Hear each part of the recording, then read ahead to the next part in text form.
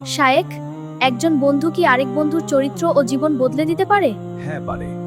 অনেক সময় মানুষ নিজের চেয়ে বন্ধুর প্রভাবেই বেশি বদলে যায়। রাসূল সাল্লাল্লাহু আলাইহি ওয়াসাল্লাম বলেছেন, মানুষ তার বন্ধুর দিনের উপর থাকে। তাই তোমরা দেখো কাকে বন্ধু বানাচ্ছ।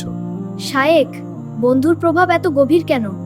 কারণ বন্ধু সেই মানুষ যার সাথে আমরা সবচেয়ে বেশি সময় কাটাই। তুমি যার সাথে বসো, তার কথা শোনো, তার অভ্যাস দেখো, ধীরে ধীরে সেগুলোই তোমার জীবনের অংশ হয়ে যায়।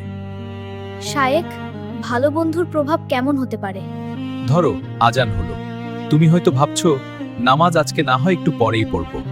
ঠিক তখন তোমার বন্ধু বলল, চলো আগে নামাজ পড়ে আসি। সে হয়তো প্রতিদিন তোমাকে ডাকবে, একদিন, 2 দিন, একসময় নামাজ তোমার জীবনের অংশ হয়ে যাবে। একজন ভালো বন্ধু নীরবে তোমাকে জান্নাতের পথে নিয়ে যায়। শায়েখ, খারাপ বন্ধু কিভাবে ক্ষতির কারণ হয়? খারাপ বন্ধু কখনো সরাসরি বলে না, চলো গুনাহ করি।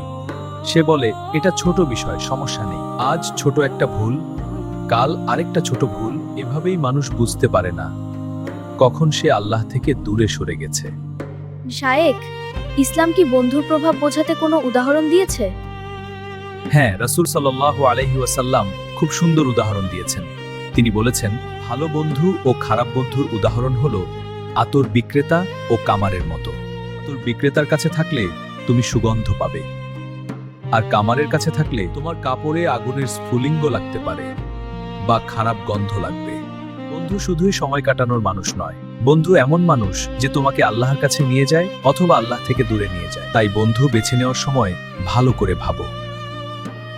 এসো বন্ধুরা, আমরা এমন বন্ধু বেছে নেই যারা আমাদের নামাজের কথা মনে করিয়ে দেয়, ভালো পথে চলতে সাহায্য করে। কারণ ভালো বন্ধু জীবনকে সুন্দর করে, আর খারাপ বন্ধু আখিরাত নষ্ট করে দেয়।